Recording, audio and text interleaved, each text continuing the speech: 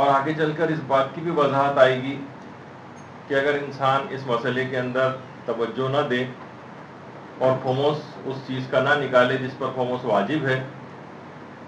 تو اس کا وہ مال استعمال کرنا ہی حرام ہو جاتا ہے.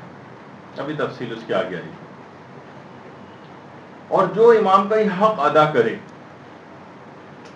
اس کے جنازے میں امام خود شریک ہوتے ہیں.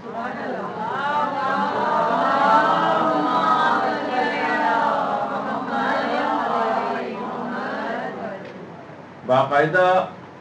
بی بی شتیتا، اور اتفاق سے جو آج ہماری گفتگو ہو رہی ہے اس میں آپ کی خدمت میں تعزیت بھی پیش کرنی ہے ہمارے ساتویں امام، امام موسی کاظم علیہ السلام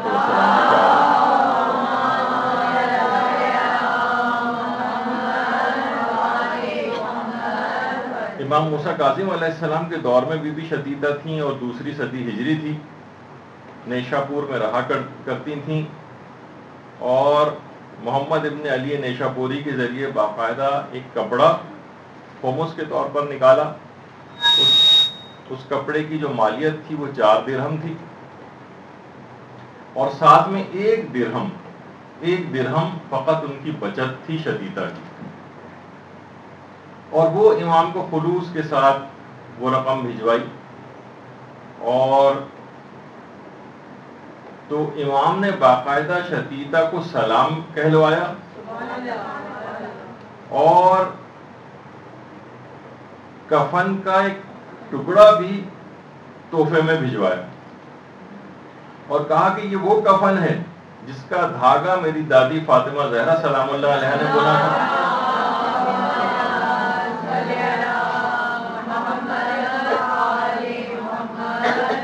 اور اس دھاگے کو کفن بنانے میں میری بہن حلیمہ نے کام کیا تھا.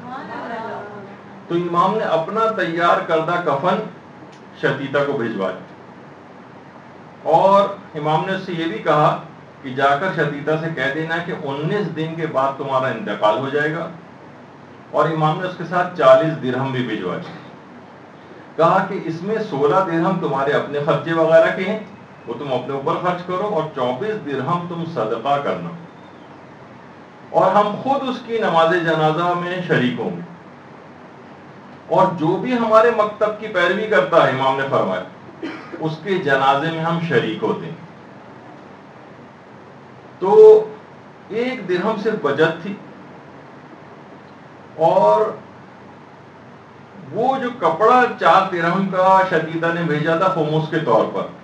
اور اخلاص نیت کے ساتھ، امام نے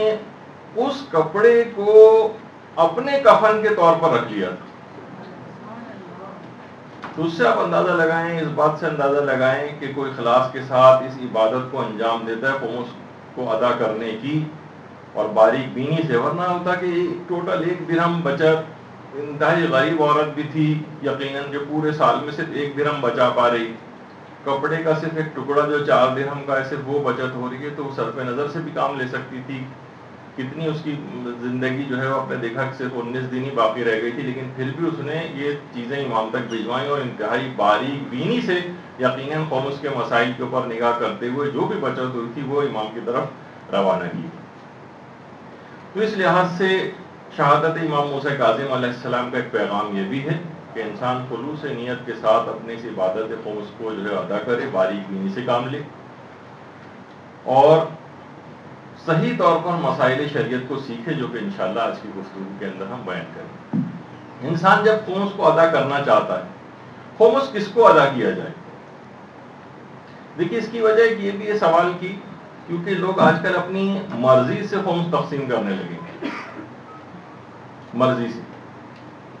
حتیٰ کہ یہاں تک ایک سوال اٹھتا ہے کہ کیا ہم کسی اور مرجع یا مجتہد کو خمس دے سکتے ہیں؟ مثلا اگر آپ آیت اللہ سیستانی کی تقلید میں آپ کہیں کہ میں یہ خمس کسی اور مجتہد عادل کو دے دوں، تو یہاں تک اس بات کی پابندی ہے کہ نہیں، صرف اپنے مرجع تقلید ہی کو خمس دیا جا سکتا، اور کسی دوسرے مرجع کو نہیں دے سکتے. اب کچھ اس کے اندر تفصیلات ہیں ضمنی مسائل کو چھوڑتے ہوئے، بس یہیں کی حد تک فقہی مسئلے کو رکھیے کہ اپنے ہی مرجع تقلید کو خمس دینا. اچھا، اس کے اندر بھی آپ کو پتا ہے کہ خمس کے 2 حصے ہوتے ہیں،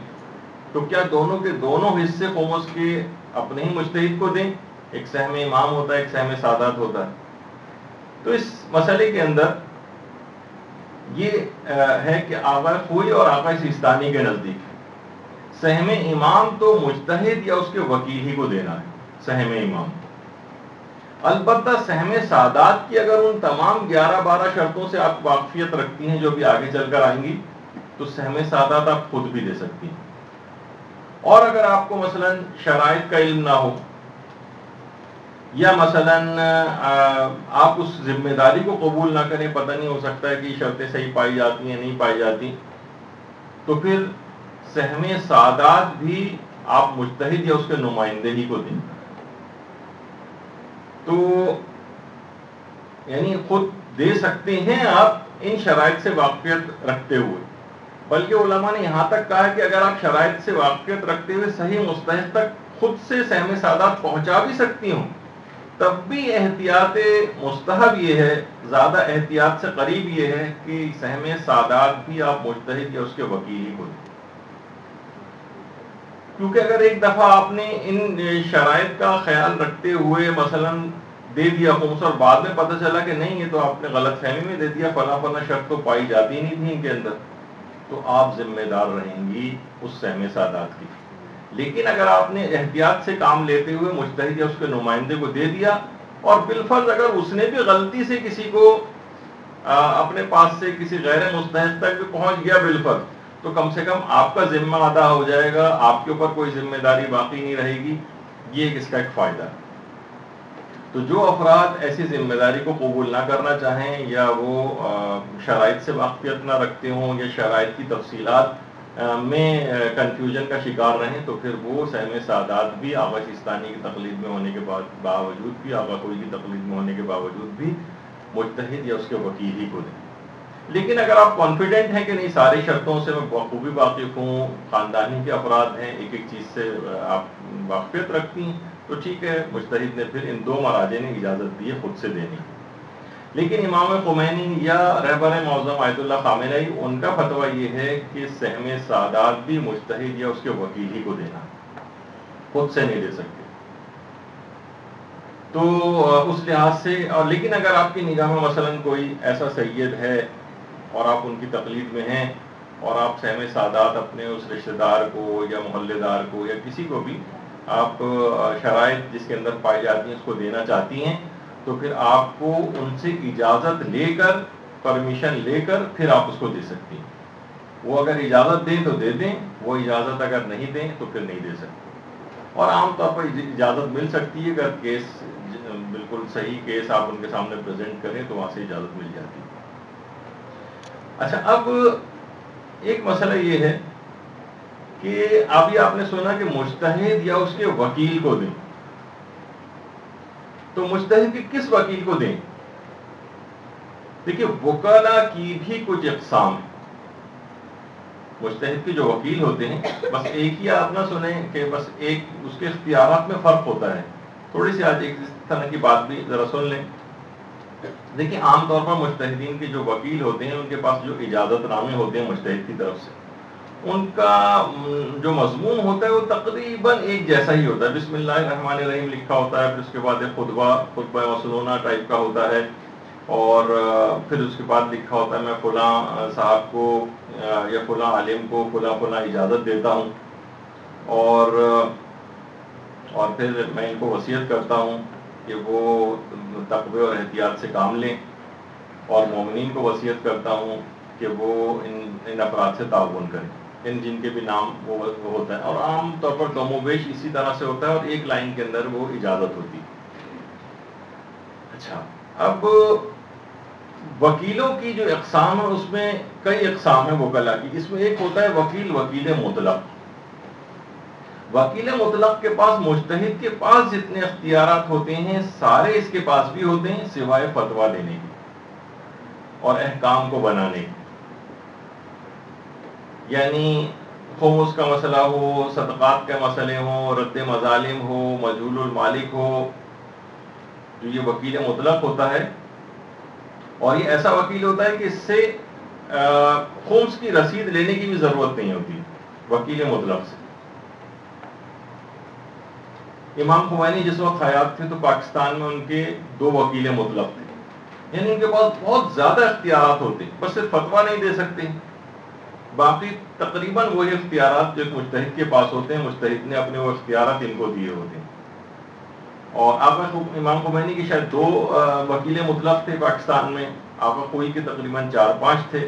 اور آقا سیستانی کا شاید ایک بھی وکیل مطلق پاکستان میں نہیں، یعنی اتنے اختیارات کا جو حامل ہے. رہبر کے بھی ایک تھے، وہ فی الحال اب نہیں ہیں، اب آگے کی صورتحال اتنی واضح نہیں. تو اچھا، ایسے جو وکیل مطلق ہوتے ہیں ان کے پاس کچھ طلاق تک کے اختیارات ہوتے ہیں. مثلا کسی عورت کا شوہر ہے، وہ نان و نفقہ بھی نہیں دے رہا، ظلم بھی کر رہا ہے، طلاق بھی نہیں دے رہا ہے، اپنے حقوق بھی ادا نہیں کر رہا ہے، اب ایسی عورت بالکل معلق ہو کے رہ جائے گی، اس کا کیا ہوگا معاشرے کے اندر؟ تو بعض اوقات وکیل مطلق وہ مجتہد کی طرف سے اجازت یافتہ ہوتا ہے کہ وہ اس عورت کو طلاق بھی جاری کر سکتا ہے. آقا سیستانی کا اس لحاظ سے پاکستان میں کوئی بھی وکیل مطلق نہیں ہے، اور بہت ہوا تو لوگ کوشش کر کے یا تو ایران عراق میں موجود جو مجتہدین ہوتے ہیں طلاق کے معاملات میں، ان سے طلاق کو جاری کرواتے ہیں. اگر کوئی اس طرح کا کوئی کیس پھنس گیا ہے اور طلاق بھی نہیں دے رہا اور ظلم بھی کر رہا ہے، نان و نفقہ وغیرہ بھی نہیں دے رہا ہے. اور آغا سیستانی نے اس کا اختیار جو یہاں مشہور ہے کہ آغا مہری جو کویت میں ہوتے ہیں، ایک وکیل، ان کے وکیل مطلق ہونے کے اختیارات ہیں، صرف وہ طلاق عام طور پر جاری کرتے ہیں، زیادہ نہیں ہے، 2-3-4 اس طرح سے آغا سیستانی نے شاید پوری دنیا میں ان کے ہیں کہ جو کہ طلاق دینے کا اختیار رکھتے ہیں. لیکن اس کے علاوہ اگر کوئی عالم آپ کو یہاں پر کہے کہ وہ آغا سیستانی کی طرف سے اجازت یافتہ ہے اور ان کا وکیل مطلق ہے، وہ طلاق جاری کر سکتا ہے، کہ 2-3 دفعہ اس کے شوہر کو بلایا نہیں آیا تو طلاق جاری کر دی، تو ایسا کوئی مسئلہ پاکستان کے اندر نہیں ہے، کسی کے پاس اتنے اختیارات نہیں. اس کے بعد دوسرا ہے، اس کو کہتے ہیں وکیل مالی. اس کو صرف پیسے جمع کرنے کا اختیار ہوتا ہے، اس کو خرچ کرنے کا اختیار نہیں. اور اس وکیل مالی سے رسید لینا بھی ضروری ہوتی ہے. اس کا کام صرف اور صرف خمس کے پیسے جمع کرنا ہوتا ہے، بس، اس کے علاوہ اس کے پاس کوئی اختیار نہیں. اچھا، تیسری قسم بنتی ہے جسے کہتے ہیں وکیل جزئی. اس کو مجتہد خمس کی بھی اجازت دیتا ہے کہ تم خمس بھی جمع کرو، اور دیگر جو اموال ہیں مجتہد ان کی بھی اجازت دیتا ہے. اور اس کے علاوہ مجتہد اس کو ایک اتھارٹی دیتا ہے کہ تم یہ جو خمس تم جمع کر رہے ہو، اس کا اتنا فیصد تم یہاں کے حالات کو دیکھتے ہوئے دینی امور میں خرچ کرنے کی، تقوی اور احتیاط کے ساتھ تمہیں میں خرچ کرنے کی اجازت دیتا ہوں. کبھی وہ 1/3 ہوتا ہے، ثلث جس کو کہتے ہیں، یا مثلا کبھی نصف ہوتا ہے، آدھا. وہ ہر شخص کے اپنے اعتبار سے مجتہد نے اجازت دی ہوتی. یعنی جو وکیل جزئی ہے،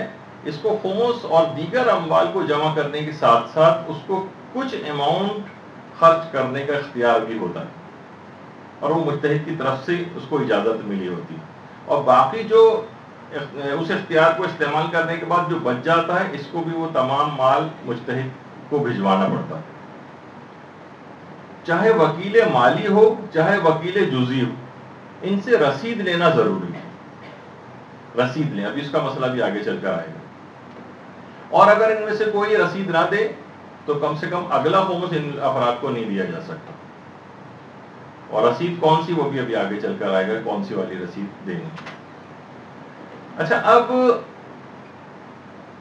اس میں ایک بات اور بھی ہے کہ وکیل مالی اور وکیل جزئی،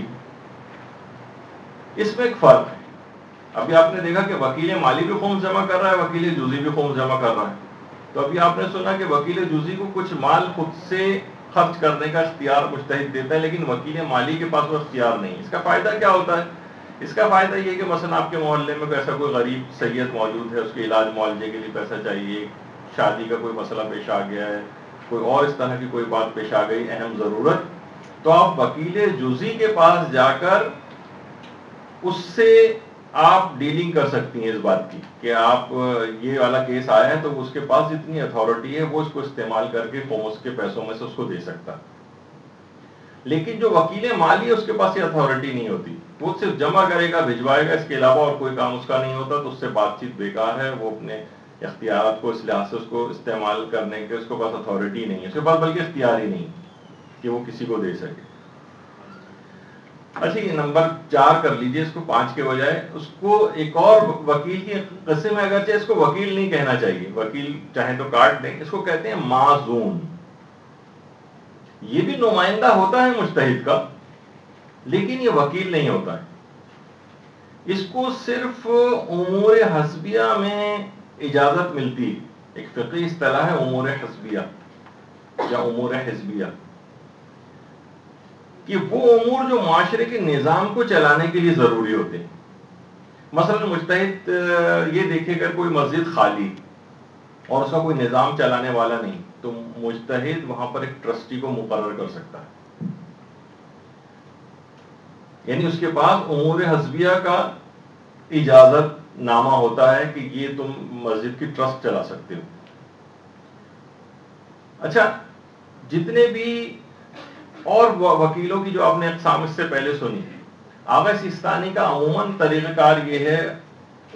کہ وہ غیر روحانی کو وکالت نہیں دیتے۔ غیر روحانی کی کیا معنی ہے؟ یعنی عالم ہونا چاہیے اس کو۔ اچھا، سوائے آغا سیستانی کراچی میں صرف ایک ہی ہیں کہ جو کہ اس لحاظ سے کہا جائے کہ غیر علماء میں شمار ہوتا ہے اور ان کو انہوں نے اپنی وکالت دی ہے، لیکن اس کے بعد آج تک کبھی بھی غیر روحانی کو آغا سیستانی نے وکالت نہیں دی۔ لیکن یہ جو معزون ہوتے ہیں اس کے لیے عالم دین ہونا بھی شرط نہیں، علاقے کے نظام کو سنبھالنا، بہت سی مصالحتی کمیٹیاں جو ہیں اس کے سلسلے میں اجازتیں ہوتی ہیں، مثلا لوگوں میں لڑائی جھگڑا ہو گیا، ان کے مسائل کو سالو کرنے کے حوالے سے جو ہے مجتہد کچھ اجازتیں دیتا ہے، اور کوئی کسی کے نابالغ کا کوئی مسئلہ ہے، مثلا نابالغ یتیم ہو گیا ہے اور اسے کوئی دیکھ بھال کرنے والا نہیں، اب لوگ اس کے پیسے جو ہیں اور اس کی جائیداد املاک نوچ ناچ کے کھا جائیں گے اور اس کے نقصان ہوگا، تو اس کا کوئی قیم یا کوئی نگران یا اس کو دیکھ بھال کے لیے مجتہد کسی کو اجازت دے سکتا ہے کہ تم فلاں فلاں اس کی چیزوں کی دیکھ بھال کرو۔ کوئی پاگل ہے مثلا، اب پاگل کی دیکھ بھال کون کرے گا، کیا ہوگا، ہو سکتا ہے اس کے رشتہ دار نہ ہو یا قابل اعتبار رشتہ دار نہ ہو، اور مثلا والدین کا اس کے انتقال ہو گیا ہو، تو اس کے لیے مجتہد کی طرف سے معزون مقرر ہو جاتے ہیں۔ تو معاشرے کے نظام کو اس لحاظ سے چلانے کے لیے کچھ اس طرح کی چیزوں کی ضرورت ہوتی ہے۔ آپ یہ سوچیں کہ یہ اتنے ان کے لیے فقط کیا شرط ہوتی ہے کہ کوئی بھی شخص جو کہ عادل ہو، عالم ہونا بھی ضروری نہیں، عادل ہو، سمجھتا ہو چیزوں کو، حلال و حرام کا خیال رکھتا ہو وہ، اور اس کو مجتہد کی طرف سے اجازت مل جاتی ہے کہ تم فلاں فلاں میری طرف سے میری نیابت میں فلاں فلاں امور کو سنبھالو۔ اب یہ معاشرے کے اندر اس لحاظ سے کام کرتا ہے۔ آقا کوئی کے صرف کراچی میں تقریباً 200 یا 250 معزون ہوا کرتے تھے، اور اسی طریقے سے آقا سیستانی کے بھی بہت سے ہیں، تقریباً مراجع نے بہت سے لوگوں کو اس طرح سے اجازت دی ہوئی۔ تو آپ نے دیکھا کہ مجتہد کے جو وکلا ہیں ان کے اختیارات میں بہت سے فرق ہیں، وکلا کی اقسام ہیں، اور اس کے اعتبار سے یہ اختیارات یوں آپ کو پتا ہے کہ آج کل بہت سارے افراد جن کے پاس اس قسم کے اختیارات نہیں ہوتے ہیں، اور وہ اپنے آپ کو پریزنٹ ایسا کرتے ہیں کہ جیسے ہمارے پاس طلاق دینے کے بھی اختیارات ہیں اور فلاں چیز کے بھی اختیارات ہیں، تاکہ اس لحاظ سے آپ کو رہے کہ وکیلوں کی اقسام ہیں اور کس کے پاس کس حد تک اجازت ہوتی ہے۔ اور وہ میں نے آپ کو بتا دیا کہ وکیل مطلق کے پاس بہت زیادہ اختیارات ہیں، اس کے بعد وکیل جزئی کے پاس ہیں، پھر وکیل مالی کے پاس ہیں، وہ بھی صرف جمع کرنے کی حد تک، اور چوتھی چیز ہوتی ہے معزون، وہ اجازت یافتہ ہوتے ہیں، کچھ خاص خاص مسئلوں کے اندر وہ صرف دخل دے سکتے ہیں۔ اچھا، اب ایک مسئلہ یہ بھی پیش آتا ہے کہ بہت سے افراد ایسے ہوتے ہیں کہ جو کچھ پرانے مجتہدین کے وکلا ہوتے ہیں جو کہ مجتہدین انتقال کر رہے ہیں۔ دیکھیے، مجتہد کے خود فتوے کے اعتبار سے بھی ایک جملہ کہا جاتا ہے کہ اذا مات المفتی مات الفتویٰ، یعنی مجتہد کے انتقال کے ساتھ ہی اس کا فتویٰ بھی فوت ہو جاتا ہے، یعنی آپ کو فوراً کسی نئے مجتہد کی تقلید کرنا ہوتی ہے، اور اس نئے مجتہد پھر اگر اجازت دے کہ پرانے مجتہد پہ باقی رہو تو پھر باقی رہتے ہیں، اور وہ اگر اجازت نہیں دے تو باقی نہیں رہتے۔ تو اسی طریقے سے یہ ہوتا ہے کہ جیسے ہی مجتہد کا انتقال ہوتا ہے اس کے سارے وکلا معزول ہو جاتے ہیں، سارے وکلا ختم۔ اب یا تو یہ وکلا نیا جو مجتہد آیا بعض اوقات وہ کہتا ہے کہ میں جو پرانے وکلا اس مردہ مجتہد کے تھے میں ان کو بھی اپنا وکیل مقرر کرتا ہوں. یا تو وہ اس طرح سے مقرر کرتے یا یہ کہ یہ افراد وکلا پھر اپروچ کریں دوبارہ اور ان نئے مجتہد سے دوبارہ وکالت نامہ لیں. تو یعنی سارے وکالت نامے یہ کینسل ہو جاتے ہیں. یعنی سابقہ مجتہد کے وکیل کی وکالت اسی وقت ختم ہو جاتی ہے جیسے مجتہد کا انتقال ہوتا ہے. جس نے اس کو وکیل مقرر کیا تھا وہی نہیں رہا تو اس کی وکالت کہاں سے باقی رہے گی. تو بہت سے لوگ پرانے اجازت نامے دکھا کر بھی لوگوں سے وصول کر رہے ہوتے ہیں. نہیں یہ اب ان کے پاس نمائندگی نہیں رہی, یا تو یہ نئے مجتہد کی جن کی آپ تقلید میں ان کا اجازت نامہ ان کے پاس ہو, سابقہ کسی مجتہد کا نہیں چلے گا. تو وہ یا تو آپ کو اطمینان ہونا چاہیے تو پھر اس کو خمس وغیرہ دیا جا سکتا ہے, ورنہ پرانے اجازت نامے سارے کینسل ہو جاتے ہیں.